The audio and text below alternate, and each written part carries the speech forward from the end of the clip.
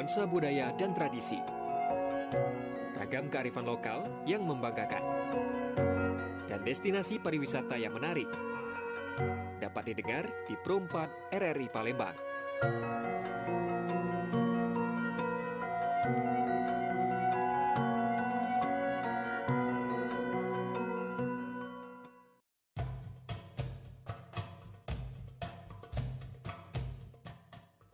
Ya, Dor, kita lanjut kembali Hikmah Pagi pada pagi hari dengan kajian pagi ya. Bersama Ustadz Haji Orbit Rupawan STHI, dengan tema kita mengajak kepada kebaikan atau kesesatan. Kita lanjut kembali dengan rubrik tema yang kita sebutkan tadi, dan di studio sudah hadir Ustadz Orbit ya, yang akan mengisi program kajian pagi ini. Langsung kita menyapa beliau ya. Halo, Assalamualaikum Ustaz. Waalaikumsalam warahmatullahi wabarakatuh. Apa kabar Ustaz? Alhamdulillah sehat. Pagi ini cak cerahnya. Alhamdulillah. Kabarnya banyak kegiatan ya? Ya, alhamdulillah. Ini dari semalam begadang nyiapkan lokasi untuk festival di pondok pesantren kita. Oh, 3 hari kabarnya? 3 hari, tanggal 26 sampai 28. Insya Allah pagi ini dibuka oleh Bapak Ratu Dewa Wali Kota kita. Oh, keren acaranya. Oke Ustaz, ini tema kita pagi ini mengajak kepada kebaikan atau kesesatan. Ya, jadi tinggal memilih ya. Tapi mana polanya kita dengar ke tausiah dari Ustaz. Silakan Ustaz. Terima kasih. Bismillahirrahmanirrahim. Assalamualaikum warahmatullahi wabarakatuh. Alhamdulillahi rabbil alamin. Assalatu wassalamu ala asyrafil anbiya'i wal mursalin sayyidina wa maulana Muhammadin wa ala alihi wa sahbihi ajma'in. Amma ba'du. Alhamdulillah, pagi hari ini kita kembali dapat berjumpa di ruang siar seluruh pemirsa Pro 4 RRI Palembang yang kami cintai, kami banggakan. Diberikan nikmat sehat oleh Allah Subhanahu wa taala. Kita masuk di bulan Sya'ban tanggal 6. Semoga dalam suasana sehat hari ini terus Allah limpahkan kesehatan sehingga sampai habis Sya'ban berjumpa dengan bulan suci Ramadan kita semua tetap dalam keadaan sehat walafiat. Kemudian tak lupa salawat dan salam senantiasa kita persembahkan kepada junjungan besar Nabi Muhammad sallallahu alaihi wasallam beserta keluarga, sahabat dan pengikut beliau hingga akhir zaman. Pemirsa Pro 4 RRI Palembang yang kami cintai, kami banggakan, izinkan saya di pagi hari ini menyampaikan bab ke-20 dari kitab Riyadhus Shalihin yang bertema tentang menyuruh atau mengajak kepada kebaikan atau menyeru atau mengajak kepada kesesatan. Hadis yang pertama yang kami sampaikan riwayat dari Abu Hurairah radhiyallahu an Abi Hurairah radhiyallahu anna Rasulullah sallallahu alaihi wasallam qala, bahwa sesungguhnya Nabi Muhammad sallallahu alaihi wasallam bersabda, man da'a ila huda kana lahu minal ajri mithlu ujuri man tabi'ahu la yanqusu dzalika min ujurihim syai'a.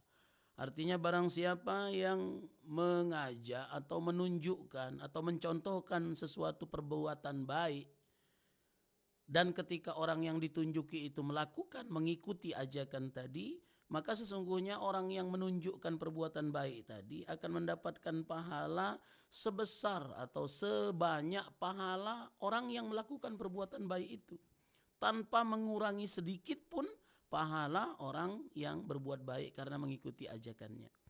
Kemudian lanjutan dari hadis tadi, وَمَنْ دَعَا إِلَى ضَلَالَةٍ كَانَ عَلَيْهِ مِنَ الْإِثْمِ مِثْلُ آثَامِ مَنْ تَبِعَهُ لَا يَنْقُصُ ذَلِكَ مِنْ آثَامِهِمْ شَيْئًا. Begitu juga sebaliknya, barang siapa yang mengajak, menyeru, menunjukkan orang kepada suatu perbuatan sesat, pada suatu kesalahan, dan ketika ada orang yang terpengaruh sehingga mengikuti ajakannya untuk melakukan perbuatan salah tadi, maka orang yang mengajak, yang menyeru, yang menunjukkan perbuatan dolalah tadi akan mendapatkan pahala sebanyak dosa dari orang yang melakukan perbuatan salah itu tanpa mengurangi sedikit pun dosa para pelaku dosa tadi. Hadis riwayat Muslim. Pemirsa Pro 4 RRI Palembang yang kami cintai, kami banggakan, seingat saya minggu lalu saya cerita tentang orang yang pertama kali melakukan kebaikan dan orang yang pertama kali melakukan keburukan. Di hadis terakhir Rasul menyampaikan bahwa ketika ada perbuatan menghilangkan nyawa, membunuh orang tanpa tanpa dasar yang dibenarkan oleh agama, melakukan perbuatan zalim, menganiaya orang sehingga menyebabkan terjadi pembunuhan, maka Qabil mendapatkan bagian dari dosa pelaku pembunuhan tadi. Mengapa? Karena dia adalah orang yang pertama kali melakukan pembunuhan, mengambil nyawa saudaranya tanpa tanpa dibenarkan secara agama. Nah, balik ke cerita di dalam hadis yang saya sampaikan tadi, bahwa Rasul ingatkan orang yang mengajarkan perbuatan baik, mencontohkan perbuatan baik, mentradisikan perbuatan baik, kemudian semua upayanya tadi diikuti oleh anaknya, diikuti oleh istrinya, diikuti oleh gurunya, murid-muridnya, diikuti oleh orang-orang di sekitarnya perbuatan baik tadi, maka si pencontoh, orang yang memberikan contoh, orang yang memberikan teladan ini akan mendapatkan ganjaran. Setiap kali jika dia memiliki 1.000 murid dan murid tadi melakukan semua kebaikan akibat apa yang ia contohkan, akibat apa yang ia arahkan, maka tanpa ia sadari akan begitu banyak rekening pahala yang masuk ke dalam punjen guru tadi, karena dia mentradisikan, mewariskan perbuatan baik dari murid-muridnya. Maka sebenarnya di posisi ini kita sebagai manusia yang memiliki masyarakat, orang yang kita ajari, orang yang di bawah kuasa kita, punya peluang untuk mendapatkan begitu banyak pahala kalau kita mau mengajarkan kebaikan, mentradisikan kebaikan, mencontohkan kebaikan di hadapan anak kita, keluarga kita, orang-orang di sekitar kita. Memang kalau guru kan ada powernya, force power untuk memaksa anak untuk mengikuti kebaikan yang ia ajarkan. Tapi sesungguhnya contoh yang baik adalah merupakan guru terbaik bagi orang-orang di sekitar kita. Jadi kalau dalam kitab Ta'limul Muta'allim itu dikatakan bahwa dakwah bil hal, mengajak dengan contoh, itu jauh lebih efektif daripada dakwah mengajak dengan kata-kata.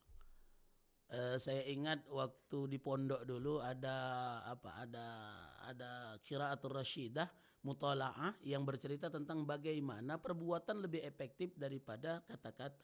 Jadi ceritanya ketika ada seorang pelukis relief di masjid, karena tinggi posisinya menggunakan tangga, menggunakan steger, sedang asik melukis, tiba-tiba maksud saya dia ini posisinya tuh karena pelukisnya kan begitu nyaman, begitu nikmat melukis itu hingga lupa dak ingat kalau seandainya steger ini pendek, mundur nyingok hampir jatuh. Nah, temannya ini tahu kalau seandainya ku omongkan jangan mundur, bisa jadi malah tambah mundur. Akhirnya betul-betul jatuh. Nah, oleh temannya ini orang yang cerdas, dia ambil kuas seolah-olah ingin mencoret hasil lukisan pelukis tadi. Nah, karena temannya mau mencoret, uang langsung maju baik, langsung nguis ke mau kita, langsung minggir ke kuas yang nak dicoret tadi.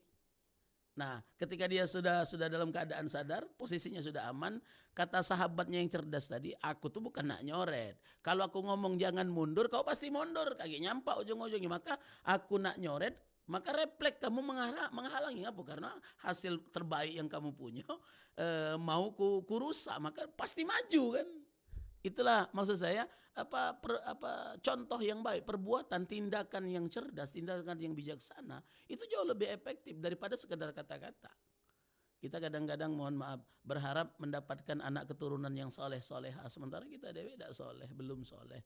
Kita pengen anak kita sholat 5 waktu, kita dewe masih belum sempurna. Kita pengen anak kita belajar ngaji, tapi kita dewe tidak galak buka Al-Quran. Maka contoh yang baik, teladan yang baik itu adalah merupakan bentuk ajakan paling baik yang harus dilakukan setiap muslim. Maka saya katakan tadi, kita semua punya potensi mendapatkan kebaikan ketika bukan hanya kata-kata, mencontohkan tradisi yang baik, kemudian tradisi baik tadi tertanam di dalam bawah sadar anak kita, istri kita, keluarga, di lingkungan kita. Maka ketika mereka melakukan kebaikan itu, kita dapat ganjaran sebesar pahala orang yang melakukan perbuatan baik akibat contoh yang kita berikan. Itu yang pertama. Kemudian yang kedua, begitu juga sebaliknya, hati-hati dengan perbuatan buruk. Kalau seandainya, ini aku sering ngomong dengan santri kami, kita ini kan bukan malaikat, pasti punya alpa, punya salah, punya dosa. Kalaupun seandainya memang harusnya kan tidak berdosa, jangan sampai berdosa. Tapi kalaupun seandainya melakukan perbuatan dosa, jangan sampai dijingok manusia. Ngapo? Dikhawatirkan perbuatan dosa kita tadi disaksikan oleh anak kita, dilihat oleh orang-orang di bawah naungan kita. Kemudian mereka mengatakan, oh bapak be pacak ngawi ke model itu, ngapa aku tidak? Nah dikhawatirkan kita lah berdosa, nyontohkan perbuatan buruk, diikuti oleh orang-orang di bawah kita lah mati, merasalah selesai urusan kita di dunia, nah rupanya tambahan dosa masih ngalir. Makanya aku sering ngomong, kita ini selalu dikatakan ada sedekah jariah, ada ilmu yang bermanfaat, yang pahalanya terus ngalir meskipun kita lah mati. Tapi ketahuilah ada juga dosa jariah namanya. Kita lah mati, dosanya masih ngalir. Apa? Uang yang meninggalkan perbuatan buruk dan dicontoh oleh orang-orang yang datang kemudian. Orang yang melakukan perbuatan buruk, ngajak uang lain berbuat dosa, dia lah mati, tapi uang yang diajarinya masih hidup, masih berbuat dosa. Nah, terus ngalir dosa tadi. Nauzubillah, summa nauzubillah. Ini banyak kasusnya model main. Aku bertemu dengan beberapa uang nyesal, ngapo Ustad, aku ini dulu mandor, bos suatu pekerjaan, karena aku ini pemabuk, nyari kawan, nyari anak buah yang juga pemabuk. Kalau udah galak mabuk, aku ajak begawe. Nah, akhirnya banyaklah budak-budak bujang-bujang yang tidak tertib mabuk, laju mabuk. Ngapa? Karena nak begawe dengan aku, mendak mabuk, aku ajak begawe. Sekarang aku lah tobat, budak yang kuajak ini masih mabuk, nama mana? Nah, aku tanggunglah kamu dosanya itu. Ya, Bapak pemirsa, perempat RRI Palembang yang kami cintai, kami banggakan. Ajakan pertama, kita harus melakukan perbuatan baik dengan bangga, bukan riak artinya, tapi menunjukkan perbuatan baik agar menjadi contoh bagi orang-orang yang ada di sekitar kita, terutama dalam keluarga, ya. Terutama dengan anak, dengan istri, misalnya siapa yang melok di dalam tanggung jawab kita, tunjukkan bahwa mak ini nah papa yang senang, mak ini nah mama yang senang. Jadi kalau pacak ngajari budak sedekah tuh jangan sedekahlah, berbagilah, tidak. Ketika kita lihat ada orang yang membutuhkan, unjuk ke duit dengan adik-adik, unjuk dengan uak itu nah, unjuk dengan bibi itu. Atau kalau kita ke masjid, kita punya bawa duit, anak kita unjuk juga duit, kaki kapan celengan masjid lewat masuk ke. Nah itu bagian di antara tradisi baik yang kita ajarkan dan dibiasakan. Karena berbuat baik itu butuh pembiasaan. Nah begitu juga sebaliknya, hati-hati dengan perbuatan dosa yang kita merasa bangga ngerjakannya, tidak malu dijingok uang, tahu-tahu uang niru perbuatan kita. Padahal kita yang mencontohkannya, kita lah bertobat, kita lah kati lagi di dunia ini, ternyata dosa tadi terus mengalir. Pemirsa perempat RRI Palembang yang kami cintai, kami banggakan. Ini tema pertama dari hadis ini yang menceritakan bagaimana perbuatan baik itu akan dilipat gandakan ketika diikuti oleh orang-orang lain. Perbuatan buruk juga akan berdampak, tetap akan mengalir kepada orang yang mencontohkan meskipun orang itu sudah tidak ada lagi. Jadi berpikirlah kamu yang galak nyontohkan perbuatan buruk ini. Sebelum mati taubati, ajak uang yang kita ajak salah tadi bertobat. Kita ngajaknya sesat, kita punya kewajiban ngajaknya bertaubat. Ngapa? Karena kita yang menyesatkan mereka. Pemirsa perempat RRI Palembang yang kami cintai, kami banggakan. Selanjutnya hadis kedua. Diriwayatkan dari Anas bin Malik. An Anas radhiyallahu anna pata min Aslam qala. Kata Anas bin Malik, ada seorang pemuda dari Bani Aslam. Bani Aslam ini penduduk asli dari Madinah, datang menemui Rasulullah, pengen berangkat perang. Ya Rasulullah, inni uridu al-ghazwa wa laysa ma'i ma tajahhaza bihi. Aku ni pengen berangkat perang Nabi, cuma ndak katik modal, ndak katik kuda, ndak katik senjata, ndak katik baju zirah, ndak katik juga perbekalan. Jadi kita ingat di zaman Rasulullah itu para sahabat tuh perang tuh modal dewe. Jadi bukannya dimodali oleh Nabi, dinjuk senjata, dinjuk kendaraan. Mereka nyiapkan perbendaharaan, perbekalan sendiri, berangkat dengan sukarela, siap mengorbankan nyawa. Nah maka ketika ada rampasan perang, hasil dari peperangan itu kan ada yang ditinggal dan lain sebagainya, diambil, maka setiap orang yang berangkat perang dapat bagian. Jadi bukannya pecah kita zaman sekarang, tentara berangkat perang itu dimodali oleh negara. Nah, kalau dulu di zaman Rasulullah, orang yang ingin berjuang berjihad di jalan Allah itu bukan cuma jihad marak ke nyawa, bukan, tapi juga modal. Kalau yang tidak ketik modal, malu nak datang nemui Rasulullah. Ya Rasulullah, aku nak melok berangkat berperang. Pria yang kamu punya, dak kate badan sebatang inilah. Nah, ini ceritanya sama seperti itu. Jadi seorang pemuda lamo beniat nak berangkat jihad tapi dak kate duit, dak kate modal. Akhirnya ngadu dengan Rasulullah, "Ya Rasulullah, mana jalan keluarnya? Aku nih pokoknya nak berjihad." Maka kata Rasulullah, "Qala i'ti fulanan, kau datang temui si Fulan, salah seorang penduduk Madinah yang pada kana tajahhaza pamarida. Dia ini nak berangkat perang melo aku dalam perang sekarang ini, tapi sudah disampaikan niatnya nak berangkat perang, rupanya sakit." Nah, kata Rasulullah, "Kau datangi Fulan tadi, fa'atahu, sampaikan pesan dari aku. Kau sedekah kebaik persiapan perang kau untuk aku pemuda. Ngapo? Karena aku yang nak ngantikan kau untuk berangkat perang. Inna Rasulullah sallallahu alaihi wasallam yuqri'uka assalam wa biqauli a'tini alladhi tajahhaza bihi." Jadi kata Nabi sampai ke dengan wong sipulan tadi, sesungguhnya Rasul menyampaikan salam kepadamu, kemudian pesan dari Rasul, enjuk ke untuk aku perbekalan perang yang sudah kau siapkan. Biar aku yang gunakannya dan aku gunakan untuk jihad fisabilillah.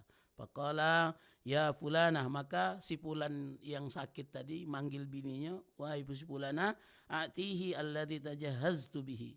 Kau kumpulkan segala macam persiapan perang yang sudah ku siapkan, kau berikan kepada pemuda ini, la tahbis minhu syai'a. Jangan kau tinggalkan sedikit pun segala macam persiapan yang sudah ku siapkan tadi. Tunjukkan galo-galo kendaraan, senjata, baju zirah, baju tameng besi dan lain sebagainya, termasuk bekal, ongkos dan makanan yang ku siapkan. Kasihkan semua ke pemuda tadi, karena memang niat aku sudah aku keluarkan untuk jihad fisabilillah.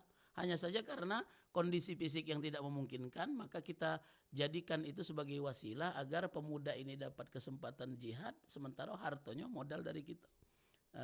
Fa wallahi la tahsabina minhu syai'an fayubarik lana fihi. Demi Allah, kata si Fulan ini, janganlah kau tinggalkan sedikit pun harta yang sudah ku rencanakan untuk ku gunakan jihad fisabilillah, berikan kepada pemuda. Ketika engkau sudah mengerjakan itu, demi Allah tidak akan ada kecuali keberkahan yang Allah limpahkan di dalam keluarga kita. Hadis riwayat Muslim. Pemirsa Perempat RRI Palembang yang kami cintai, kami banggakan. Kemudian tema kedua bercerita tentang menyeru kepada kebaikan ini, bahwa sesungguhnya idak galo-galonya wong ni pacak berceramah, idak galo-galonya wong ni pacak bercerita ngajak kepada kebaikan, idak galo-galonya wong pacak memberi contoh di depan wong banyak, seperti guru kan di depan murid, seperti imam, seperti pemimpin di depan kaumnya. Ada wong yang ndak usah kena ngomong, tegak di depan wong banyak lagi gemetar ke lutut ini. Nak disuruh ngomong, nak bercerita tentang hikmah, nak bercerita tentang teladan, mungkin ndak galo-galonya wong pacak model mak itu. Tapi ketika kita memiliki kelebihan harta, kita gunakan itu sebagai supporting system untuk terjadinya dakwah. Jadi ada kiai buntu, kita yang modalinya sehingga dia berdakwah, tak lagi was-was tak berpikir tentang dunia. Ngapa? Karena segala urusan dunia kita yang nanggung. Maka sesungguhnya keberkahan Allah pastikan juga didapatkan bagi orang yang mendukung perjalanan dakwah, mendukung jihad fisabilillah. Pemirsa Perempat RRI Palembang yang kami cintai, kami banggakan, maka saya katakan tadi, kita semua bisa mengambil kesempatan memperoleh pundi-pundi pahala dengan apa yang dilebihkan oleh Allah di dalam kehidupan kita. Kita yang punya kelebihan ilmu, gunakan ilmu itu sebagai wasilah untuk mendapatkan pahala di sisi Allah.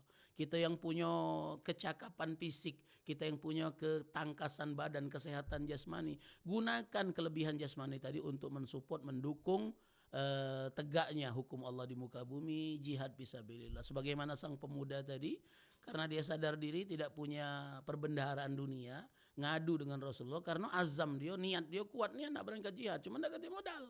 mau uji kita tadi. Akhirnya ngadu dan kebetulan ada jalan keluar. Ada salah seorang sahabat yang punya modal tapi gagal berangkat perang karena sakit. Nah, ini juga menceritakan tentang saya ceritakan tadi. Jangan puluh TNI yang berangkat perang laju merasa kecil hati aku ngomong tadi nak modal dewe tadi. Ya tentara sekarang ini pangkatnya baik keren. Nyebutnya baik belaga perwira, letnan 2, letnan 1, gajinya sama baik dengan PNS. Ah, jadi tidak gernian juga maksud aku tentara tadi. Sementara mereka punya tanggung jawab anak, istri yang harus dibiayai, harus di sekolah dan lain sebagainya. Maka kalau kita tuntut perwira atau tentara berangkat perang modal dewe, hidup lagi dia saro, lagi nak berangkat perang, ay lemak lah tinggal di barak katanya. Maka negara punya kewajiban untuk menanggung biaya berangkat, biaya perang dan biaya. Kan ada juga sih wong tentara ini malah setuju kalau diberangkat, kenapa lagi jadi pasukan penjaga perdamaian. Perwakilan dari PBB berangkat ke Palestina, berangkat ke Syria, balik mau duit ngapa? Karena standarnya kan standar internasional gajinya. Ya pemirsa, jadi jangan pula kita katakan bahwa uang ini tidak helas, tidak, karena orang ini kan diganjar sesuai dengan usahanya. Mereka berangkat siap rela mengorbankan nyawa demi perdamaian, maka nilainya sama seperti jihad fisabilillah. Nah, kebetulan dimodali oleh negara, sama seperti Fatah ini, pemuda ini, dia lapor kepada Rasulullah. Rasulullah tahu isi hatinya memang ikhlas, ingin jihad fisabilillah, maka Rasul carikan jalan keluar. Ada sahabat yang punya modal, cuman tidak baca berangkat. Nah, uji aku tadi, kalau kita yang memang tidak punya kemampuan ngomong, ya kami duit yang hobi ngomong ini, jadi semangat berdakwah itu. Mohon maaf, tradisi kita mungkin hampir mirip lah dengan daerah Banjarmasin. Di Banjarmasin itu makanya haul kiai sekumpul, guru sekumpul itu sampai 4 juta, 5 juta itu. Karena penghargaan murid kepada guru besar di sana. Jadi kalau di sana tradisinya itu kiai itu punya majelis dewe, punya masjid dewe, dia ngajar di masjid itulah, tidak keliling. Jadi guru fikih, cuman dia ngajar fikih di masjid itulah. Pokoknya kapan dia datang waktunya buka buku, uang datang. Dari seluruh daerah datang.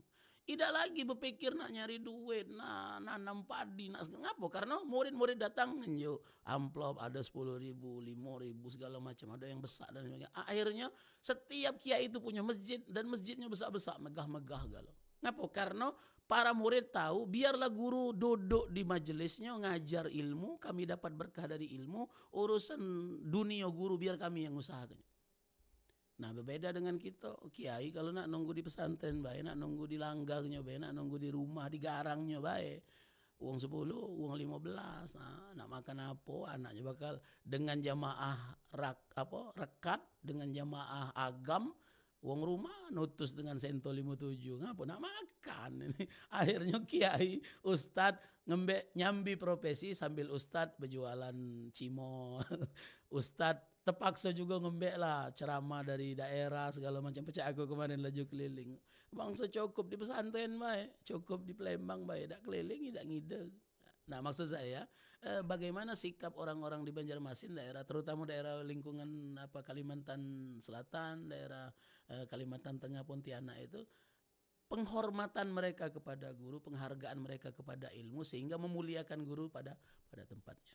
Pemirsa perempat ya. Nah, maksud saya guru ngajarkan kebaikan, uang akhirnya mengikuti kebaikan dari guru. Kita yang support sistem membuat jaminan keselamatan, jaminan makanan papan sandang pangan dari guru terjamin akibat kita. Guru dapat pahala dari ajaran muridnya, kita yang ngenjo juga dapat bagian pahala itu. Tanpa mengurangi pahala uang yang berbuat baik sedikit pun. Nah, pemirsa perempat RRI Palembang yang kami cintai, kami banggakan, sesungguhnya tidak ada perbuatan baik yang tidak dicatat oleh Allah Subhanahu wa taala. Tapi dengan mekanisme mengajak ini akhirnya dia seperti bola salju, sepertinya kecil dari atas gunung, tapi ketika dia diikuti oleh orang banyak maka menggelinding akan membesar, dan itulah pahala yang berlipat ganda di sisi Allah Subhanahu wa taala. Kita harus cerdas dalam memanfaatkan kesempatan kita di dunia. Umur kita ini kan pendek. Kita hanya sebentar tinggal di dunia. Sementara kita butuh modal banyak untuk selamat di akhirat. Maka di antara bentuk persiapan modal yang paling baik adalah mentradisikan perbuatan baik, mencontohkan perbuatan baik kepada orang-orang di sekitar kita. Demikian yang dapat kami sampaikan. Mohon maaf atas segala kekurangan. Billahi taufiq wal hidayah. Assalamualaikum warahmatullahi wabarakatuh. Waalaikumsalam warahmatullahi wabarakatuh. Pas yang waktu Ustaz. Oh. Bukan kepanjangan. Iya aja kok. Jadi intinya berbuat baik sesuai dengan kemampuan. Sengaja memampuan Iya. masing-masing. Kalau seumpamanya tidak baca duit, misalnya manggil Ustaz jemput. Iya, ini Jemput. juga nyemput. Iya, jangan didatang dewe baca ujung sekarang jelangkung. Tidak juga Datang nak wasilah. dijemput bang. Termasuk wasilah ngenjuk kesempatan uang untuk berdakwah. Ini kan ngenjuk kesempatan aku bisa berdakwah. Iya, iya. Ada berkah pahala Iya, di iya, situ iya. insyaallah. Jadi ketika sama-sama lah berbuat ya untuk kebaikan Ustaz. Iya. Ya. Makasih Ustaz, ya sukses acaranya Ustaz. Amin. Nanti kalau ini siap ke anggotanya untuk Insyaallah. pacak ngobrol-ngobrol sini Siap. untuk promosi ke apa yang kegiatan tadi. Siap insyaallah. Terima kasih Ustaz ya. Kami juga terima kasih. Ya, ya. Assalamualaikum Ustaz. Waalaikumsalam warahmatullahi wabarakatuh. Ya, dari Galo-Galo sudah bersama-sama kita peloi program Hikmah Pagi dengan kajiannya bersama Ustadz Haji Orbit Rupawan STHI. Ini pondok pesantren Ustaz? Nurul Qamar. Nurul Qoman atau sekolah ya, ya. Dan tentunya dengan tema mengajak kepada kebaikan atau kesesatan. Tinggal kita pilih baik, yang baik yang mana ya. Yang pastinya untuk menjadi orang baik itu yang luar biasa. Lur, kita lanjut kembali Lur di program acara Sriwijaya Pagi ya, pagi hari ini dengan rangkaian lagu-lagu yang berikut ini.